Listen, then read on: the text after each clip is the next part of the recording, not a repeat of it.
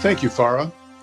As you can see, the jury has selected an excellent field this year, and we hope the spotlight of the Donner Prize shortlist will help spread the word on these great books.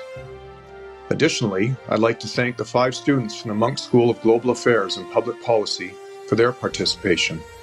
Hopefully, we'll be seeing some of those names on our shortlist in the years to come. And now, the big moment has arrived. The winner of the 2020 Donner Prize for Public Policy is... Thank you. The Machinery of Government, Public Administration and the Liberal State by Joseph Heath. Congratulations to Joseph Heath and his publisher, Oxford University Press. Mr. Heath. Thank you. I guess it goes without saying that when I sat down to write a book on the ethics of public administration, it wasn't in order to win prizes. So it's an enormous honor. So thank you again to the jury, to the Donner Foundation. I should mention that I've actually been shortlisted for the Donner Prize in the past. The last time I was nominated, it was actually for a popular book that had already, had a certain amount of public impact. So I felt like a bit of an interloper then, actually, because I feel that one of the things that the Donner Foundation does with this prize that's incredibly important is that it highlights books that might otherwise have been overlooked or that wouldn't have had a big impact on the public conversation. And so I'm pleased to say that this time around, my book actually fits that description. This really is a book that not a lot of people would have read, not a lot of people have read in advance. And there are a number of reasons for that. So I think, again, I just want to say that the Donner Prize serves an incredibly valuable function, especially in Canada.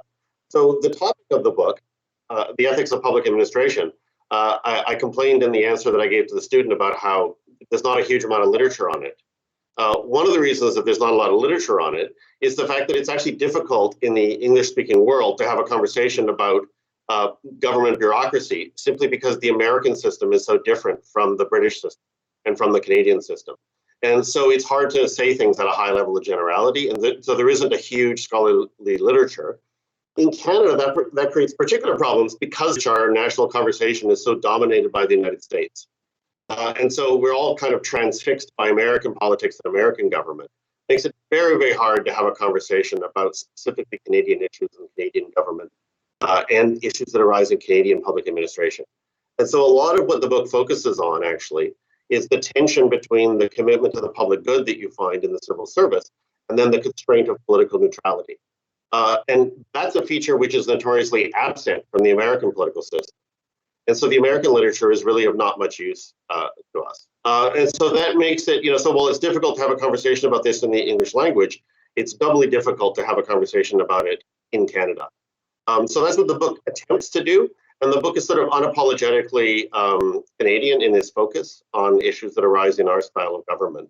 And so I want to mention in particular, and again, thank my editor at Oxford University Press in New York, Peter Olin, who, by the way, is secretly Canadian, which I think is one of the reasons he was able to slip this under the radar and get a book that has so much emphasis on our style of government to be published by an international press. Finally, just as a matter of detail, I want to thank 2 particular individuals, Abraham Singer and Bernardo Zacca, who were incredibly generous with their time, reading the entire manuscript and giving me extensive comments and discussion. I benefited enormously, as I mentioned, from the Munk School of Global Affairs and Public Policy. I've also benefited enormously from the Trudeau Foundation and from conversations I've had with many of civil servants affiliated with the foundation. And I should mention in particular, the person I've probably learned the most from is Mel Kapp, both as a colleague and as a fellow of the Trudeau Foundation. But I should emphasize that the views expressed in the book are not Mel's views, and that he disagrees with lots of what I've said. Finally, I guess I should say that when I read the book in retrospect, it seems unsatisfactory to me in many respects. Partly that's because of the sort of exploratory and tentative nature of a lot of the arguments. I sometimes write in an attempt to close down arguments, but this was a case of writing in order to open up arguments and discussion, in part because I feel that there isn't enough discussion of this topic. The major reason, or one of the major reasons, I think, is that people think it's going to be incredibly boring. That I've never understood. It's always struck me as being incredibly interesting how civil servants do their work.